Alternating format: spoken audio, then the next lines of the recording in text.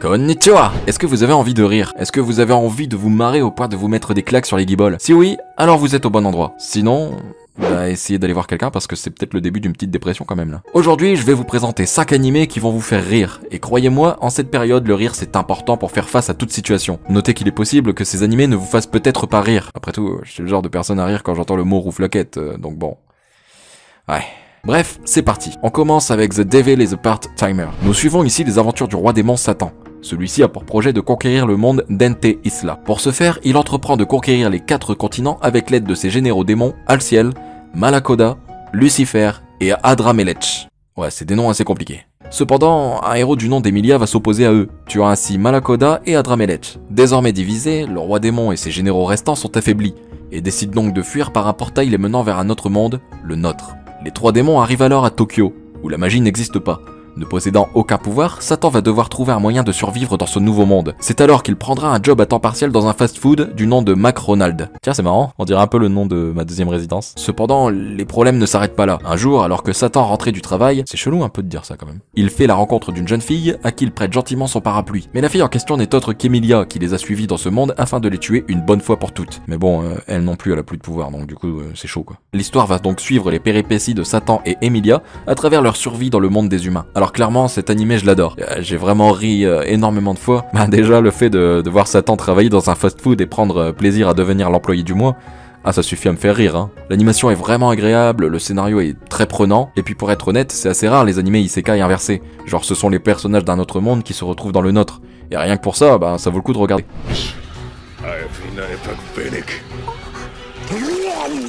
On passe au deuxième avec Danshi Koukosei no Nichijou. Tadakuni est un lycéen comme un autre. Celui-ci fréquente un lycée pour garçons et vit avec sa petite sœur et ses parents. Mais comme tout lycéen de son âge, Tadakuni voudrait une petite amie.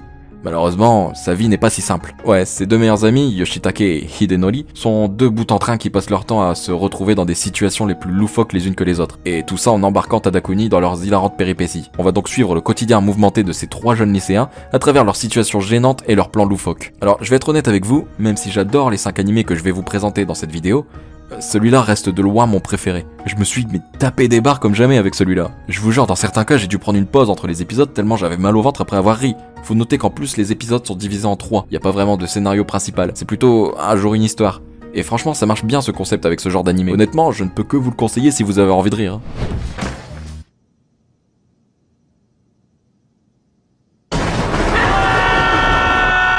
Asobi Asobase. L'histoire nous mène dans le quotidien de 3 collégiennes jouant à des jeux en tout genre et en se donnant des gages. Parmi elles, Hanako, une fille énergique qui est celle qui entraîne le plus souvent ses 2 amis dans des situations complètement loufoques. Mais aussi Olivia, une fille possédant des origines anglaises. Bien que celle-ci soit née et grandie au Japon, elle se fait passer pour une véritable anglaise ne maîtrisant pas le japonais. Et enfin, Kazumi, qui est la plus sérieuse du groupe. Elle n'aime pas vraiment jouer au jeu à cause du traumatisme que lui a laissé sa sœur en se moquant continuellement d'elle durant son enfance. Toutes les 3 font partie du cercle des joueurs, un club non officiel qu'elles ont réussi à créer en faisant du chantage à leurs professeurs. C'est donc le quotidien de ces 3 collégiennes que nous suivrons à travers leurs jeux, mais aussi leurs gages insensés réservés aux perdants. Alors cet animé il est un peu similaire au précédent, sauf qu'ici ce sont 3 filles et non 3 garçons les personnages principaux. Mais croyez-moi, ça ne change rien l'humour. On est vraiment dans un humour décalé qui surprend à chaque fois et qui fait vraiment rire. Même l'animation arrive à faire rire par moments. Il y a aussi de nombreuses références à d'autres animés tels que Détective Conan, et franchement ça fait plaisir. En plus les 3 filles sont vraiment complémentaires. Impossible de s'ennuyer avec elles. Si vous voulez vraiment passer un bon moment en vous esclaffant de rire, Asobi Asobase sera parfait pour vous.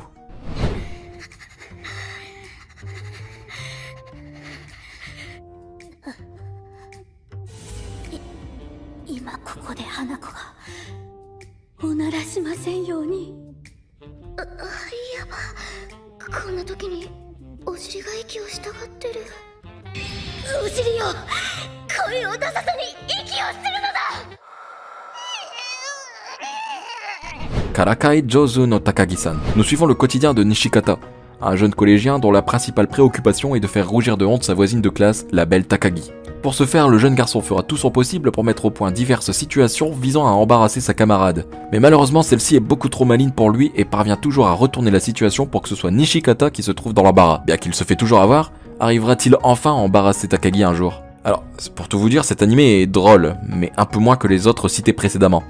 Ouais, là on est Pas dans de l'humour complètement décalé, mais plus dans un humour subtil. Un humour qui marche bien parce qu'il nous fait rester jusqu'au bout pour savoir quel subterfuge va inventer Nishikata. Et également comment il va se faire prendre à son propre jeu. En plus les épisodes sont vraiment courts, genre 13 minutes il me semble. Donc ça se regarde tout seul. En plus d'être drôle, c'est assez rafraîchissant. Ça se passe toujours, ou presque, entre Nishikata et Takagi. Il n'y a que très peu de personnages qui viennent intervenir dans leur histoire, et honnêtement, c'est pas plus mal. Ça nous fait vraiment apprécier ce duo atypique et vraiment mignon.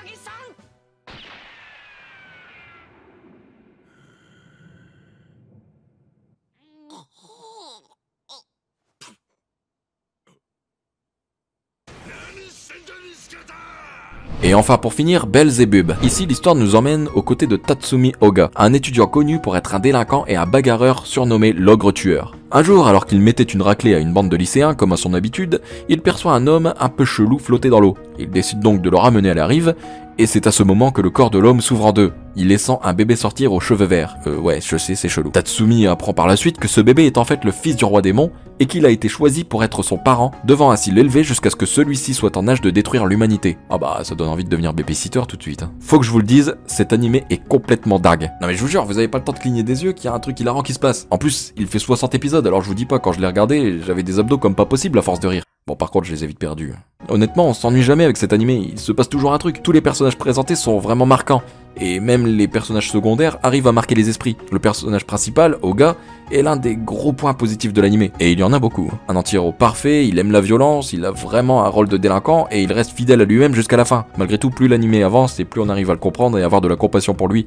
Il n'est pas le mauvais bougre qu'il prétend être. Bref, honnêtement, je ne peux que vous conseiller cet animé qui est vraiment une pépite en termes d'animé comique. Notez également qu'il existe une excellente VF. Voilà, je tenais à le préciser.